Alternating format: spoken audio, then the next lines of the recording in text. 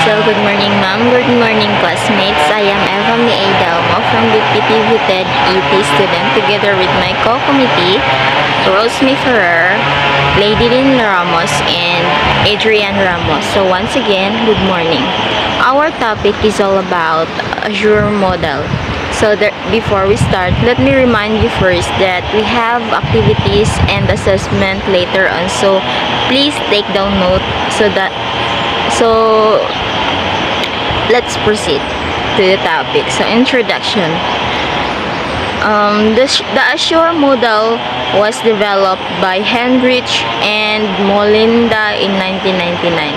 It is also well-known instructional design guide using constructivist perspective which integrates multimedia and technology to enhance the learning environment.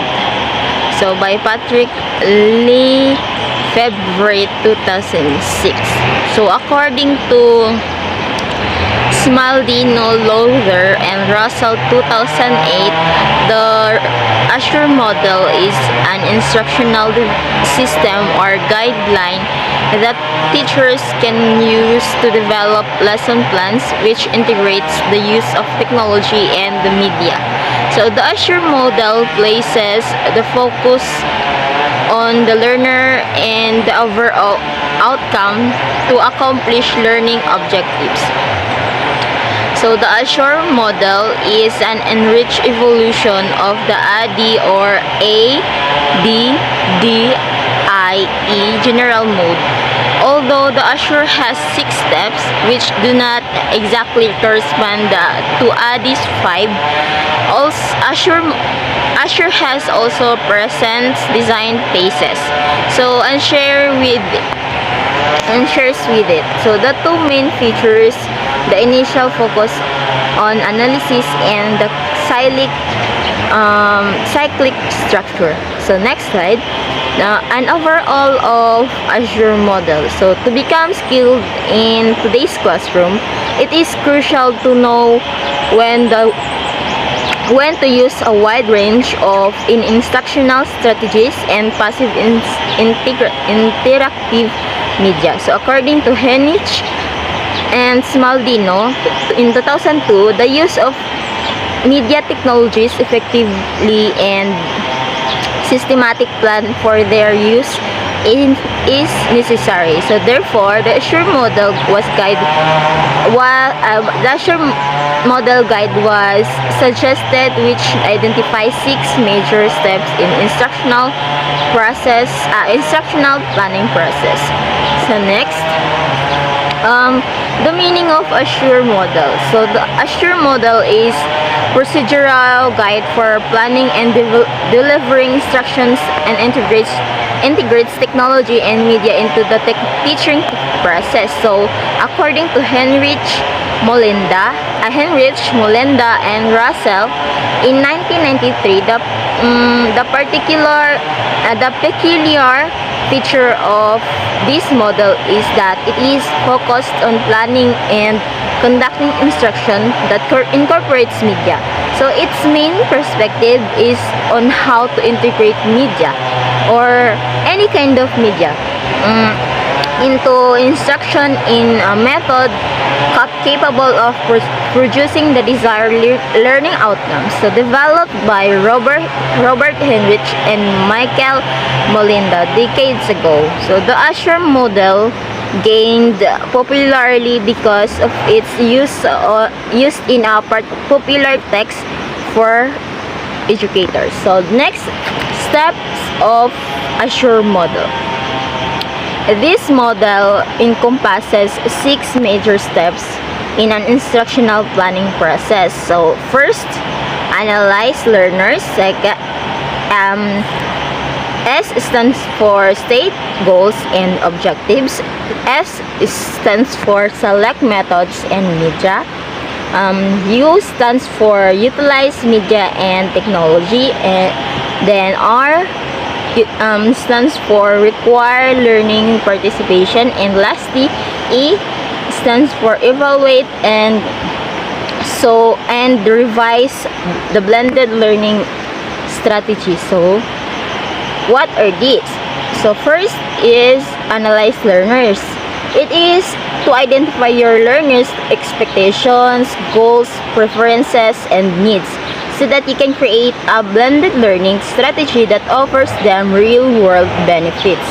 Second, state goals and objectives. So it is to determine the objectives for your blended learning course. So including performance goals, these goals and objectives should clearly state what the learner will be able to do once they complete the class. So third is select methods and media. So choose online learning content, multimedia, both online and classroom exercises, and materials that will serve your training goals and objectives. This may also pertain to modifying current training content in order to meet the changing needs of your audience. So fourth is utilize media and technology. So after choosing the online training content and materials, e-learning professionals must then decide how they are going to utilize these tech tools and online resources most effectively. So fifth, require learner participation. So determine on how you can engage learners to encourage them to effectively participate in the blended learning training experience. And lastly, evaluate and revise the blended learning in strategy. All e-learning strategies are a work in progress. So due to the fact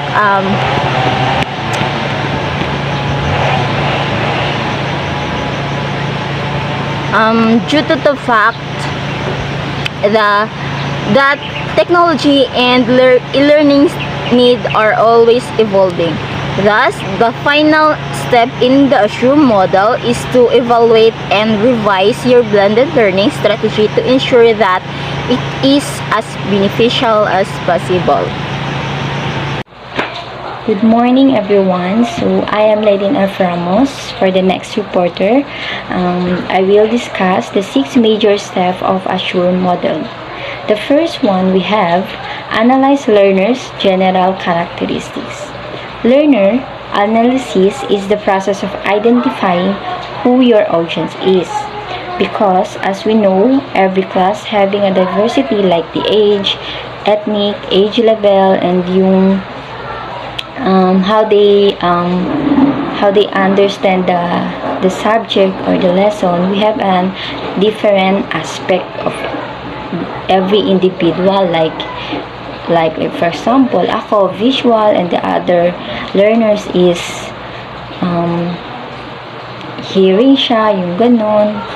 So as a model, we need to prior their knowledge, affective and social needs. In this way, we can design, decision, and influence the instructional methods and strategies that you choose to implement in your class. So that is for analyze learners' general characteristics. So first, you need to analyze the characteristic of the learners or characteristic of every individual. So next, the second 6 major step of Assured model, we have the state objective or the goals. So as a model, you need to determine the objectives or goals for your blended learning course, including performance goals. Kumbaga, you need to state clearly your objective or goals that what learner will be able to do once they complete the class, or at the end of the class we must meet the objective or goals. So yun, the objective of your class, you need to kumbaga, for example, my lesson is about how to drop a pattern of skirt. So in your objectives, kung ano yung nakalagay doon, dapat ma-meet mo siya at the end of the lesson. Like for example, one of the example sa objective mo or goals mo is to be able to draft a skirt a skirt. Yun na. At to be able to drop a skirt pattern. So, yun. At the end of the lesson, the class or your class must be able to drop a pattern of the skirt. So, yun. Then, the next is select methods and media or materials. So, afterwards, having the objective or your goal, so you need to look for your methods. Method is or your instruction materials na anong gagamitin mo na ano ba yan? Kumbaga it will, align sa objective mo or yung nababagay or learning content, multimedia and materials that need to use or serve your goals and objectives, diba? As what I tell, to meet your objectives. So, yun na. Anong gagamitin mo? Like, for example, sa drafting, if yung example ko dun is how to draft, so, kailangan, one of the example na gagamitin ko method is, so, kung online man tayo, this one, no, I will use a PowerPoint, then na may mga visual na example of a pattern, or a video that will, that will show the pattern or the procedure how to drop a pattern of the skirt. So, yun ang gagawin ko, methods. Then, next, we have utilize methods, media, materials, or technology. Then, after choosing the online training content and materials or method you use, you need to utilize these tech tools or technology tools or methods you use that must be most effectively. So, yun na nga, you must be utilized. Kumbaga, you need to kung nababagay ba yung content and yung sa objective mo na anong methods na nagamit mo in your lessons. Kung, like for example, kung nag-gets that methods that you use is okay ba siya, naintindihan ba ng mga student mo. So, yun. And then, lastly, for my last topic is we have the required learner participation. So, you need to determine how you can engage your learners to encourage them to actively participate. Like example, asking para mag-participate yung mga student mo sa class. So, you need to ask question or direct question for them to participate in class para for them to learn and for them to understand effectively din. So, yun. Ask question and then ano bang hindi nila naintindihan or ganun, whatever it is, and then you need to explain for them to understand effectively. So, yun. That is require learner participation. Because every lesson, dapat kasi there is a participation para there is an impact kasi sa lesson. Kasi, what if the teacher or the model lang yung nagsasalita, then yung student mo is quiet lang, nakikinig. So, every lesson you need to ask, did you understand class like this? Para malaman. Some of the student kasi nagsabi, yes ma'am, pero some of them not, diba? So, yun na. So, you need to require the learner participation para so, yung na-discuss mo, magiging malawak yung pagkakaalaman. Magiging mas clear, mas understandable siya. So, that's all for the 6 major step of assured model that I discussed today. So, thank you for the listen to me. Thank you very much. So, for the next reporter is Good day everyone, my name is Adrian D. Ramos from Distributed Electrical Technology 2F and I'm the next reporter. In addition to Ms. Felipe's topic, evaluate student performance. The evaluation should match the objective. Some objectives can be adequately assessed with a pen and paper tests like exams, quiz, etc. A sample of a lesson plan using the Assure model is shown below. Assure model lesson plan is a procedural guide for planning and delivering instruction that integrates technology and media into the teaching process. Title: Parts and Function of a Tooth. Subject: Science. Class level: Standard 8 pupils. This lesson plan has been drawn based on Assure model. All steps have been used. Analyzing learners' general characteristics. Participants in this class are standard 8 pupils. The class is limited to 20 pupils and equals 20 to ensure personal attention, adequate understanding, and the follow-up. Entry characteristics. The pupils should have basic knowledge based on common understanding and observation, their own teeth and surroundings livestock. They should be in position to explain the structure of different teeth among animals. Learning styles. This lesson will use methods that appeal to verbal, individual work, as well as small and large group discussion. Objectives. By the end of the lesson, the learners should be able to A. Draw a diagram of a tooth. B. State the function of each part of a tooth. C. Compare the teeth of a dog and that of a sheep. Methods, media, and materials methods. The teacher will begin the lesson with a brief introduction and overview explaining the parts and function of a tooth. The pupils will then from discussion groups and samples of different animal skull will be distributed. This will help them in comparing the teeth of a dog and a sheep. Media and materials. Books, chalk, and the blackboard in this lesson will be used for interpretation. The charts and the models will also be used for demonstration. Good morning, everyone. So now I will be your last presenter. So I am Rose Mayfeather, BTB-TET 2F, major in electrical technology. So utilizing media and materials. So it is important to choose methods and material that will appropriately meet the stated objectives that you are teaching. So this will require a lot of planning and preparation.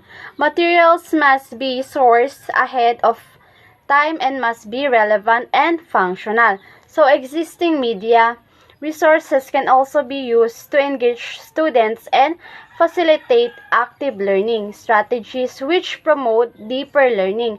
For example, media provides a useful platforms for teaching with cases, cooperative learning, problem solving, and for giving more interactive lectures demonstration.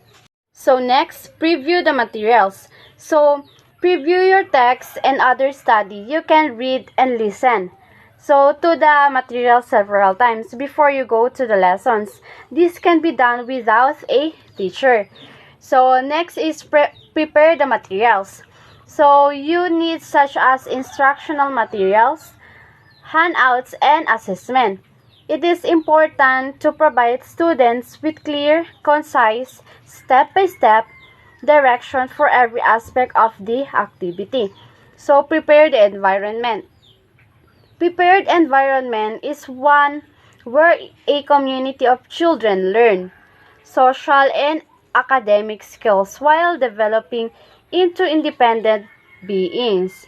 So the prepared environment allows for freedom of movement, freedom of choice during independence. So prepare the learning. Before assigning to the students, teachers should read the chapters, complete homeworks, practice problems, take tests, quizzes. Practice the activity before conducting in it the class, and also before the students arrive, have all the material laid out. So if one comes out into a class upset, the likeliness of their mind wandering is great. If one comes into a class focused upon education and the class, then the likeliness of them succeeding in the class is greater. Require learning participation. Require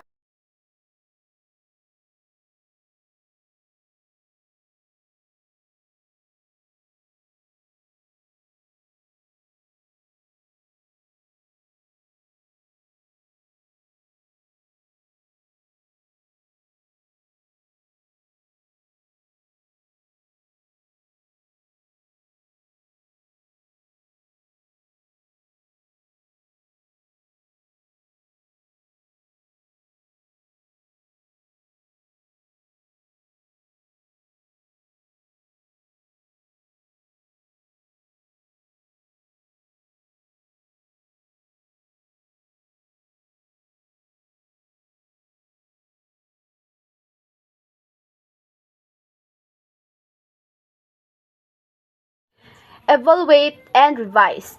Lastly, evaluating and revising is a very vital step. Becoming a good teacher requires that you constantly evaluate your teaching, evaluate students' learning, and make needed revision for the next lesson and for the next time you teach the current lesson, always striving to improve. Maintaining the freshness of course content and improving teaching and assessments techniques are integral parts of course department.